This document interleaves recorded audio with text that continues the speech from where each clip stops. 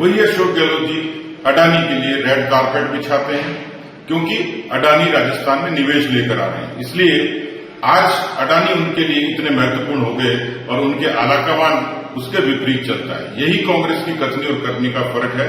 मुझे लगता है कि कांग्रेस के आलाकमान और प्रदेश के बीच कथनी और करनी के फर्क ने राजस्थान की जनता को ठगा है।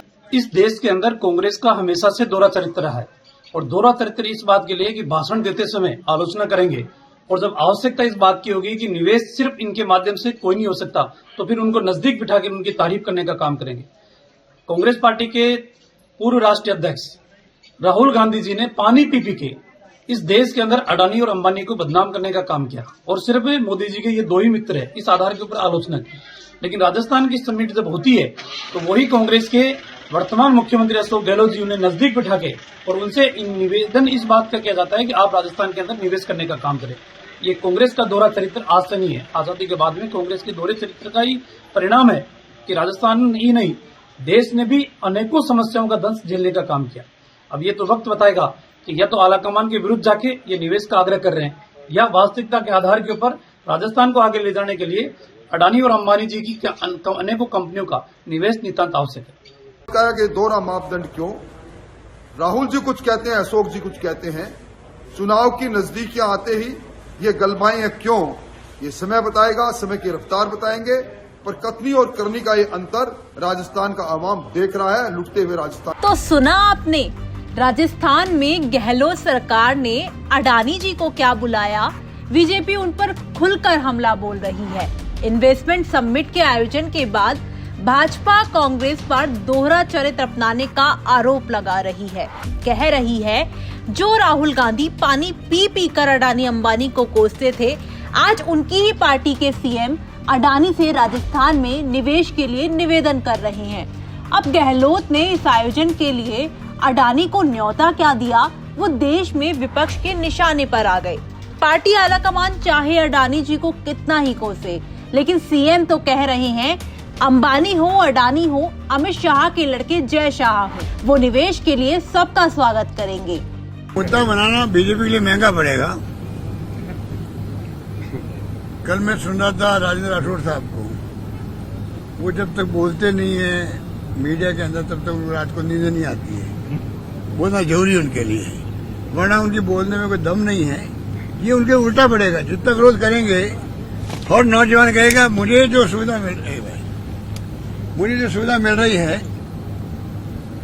रोजगार के अवसर मिल रहे हैं, उनको आप बीच में क्यों संकट पैदा कर रहे हो? ये कोई प्राइवेट प्रॉब्लम तो है नहीं, प्रोग्राम तो है नहीं। ये तो इन्वेस्टर का है। जो अभी जो 3,000 लोग आए हैं, क्या 3,000 लोग कांग्रेस के लोग हैं? क्या ये लोग? इसमें कांग्रेस बीजेपी कोई हो सकता है। तो ऐसी स्थिति में ये लोग क्यों इस प्रकार अड़चन पैदा करना चाहते हैं? मैं उनको कंडेम करता हूं, इन लोगों को। जिस प्रकार कल इन्होंने मीडिया में चलाने का प्रयास किया मिस्टर गौतम अडानी को लेके भी, हमें गौतम अडानी हो या कोई भी अडानी हो, अंबानी हो, अडानी हो, अमित शाह के लड़के का नाम जैसा है वो हो, हम सबका स्वागत करें यहाँ पर जो इंडस्ट्री के लोग हैं। हमें तो रोजगार चाहिए, इन्वेस्टमेंट चाहिए। धन्यवाद, बहुत धन्यवाद। पूरे देश में ये मामला इतना गरमाया कि राहुल गांधी को भी इस मामले में बैलेंस बनाने के लिए कहना पड़ा कि अडानी को कोई स्पेशल ट्रीटमेंट नहीं दिया है, ना ही अपनी पॉलिटिकल पावर का इस्तेमाल उनके बिजनेस को मदद पहुंचाने में किया है। गौतम अडानी ने राजस्थान में 60,000 करोड़ रुपए के निवेश का प्रस्ताव रखा है, तो भला कोई मुख्यमंत्री इसके लिए मना कैसे करेगा? मिस्टर अडानी ने राजस्थान के लिए 60,000 करोड़ रुपए का इन्वेस्टमेंट का प्रपोजल दिया। कोई भी चीफ मिनिस्टर ऐसे प्रपोजल को रिफ्यूज नहीं कर सकता।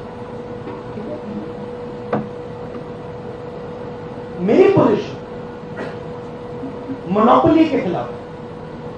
राजस्थान सरकार ने अडानी जी को कोई प्रेफरेंशियल ट्रीटमेंट नहीं दिया।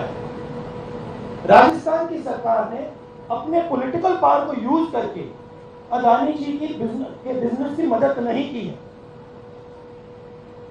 मेरा विरोध इस बात का है कि बीजेपी की सरकार 2-3 लोगों को हिंदुस्तान के सब बिजनेसेस की मोनोपोलिस्ट बना रही है, और इसके मैं खिलाफ हूं। मैं ना बिजनेस के खिलाफ हूं, ना कॉर्पोरेट्स के खिलाफ हूं। मैं कंसंट्रेशन ऑफ कैपिटल के खिलाफ हूं। अब देखिए, अगर पूरा का पूरा पॉलिटिकल पावर अनफेयरली 2 या 3 व्यक्तियों की मदद करने में लग जाएगा तो इससे हिंदुस्तान का नुकसान होगा। अगर राजस्थान की सरकार ने अदानी जी को गलत तरीके से राजस्थान में बिजनेस दिया तो मैं उसके बिल्कुल खिलाफ मैं खड़ा हो जाऊंगा, मगर अगर फेयर प्रोसीजर के साथ दिया है, आई हैव नो प्रॉब्लम।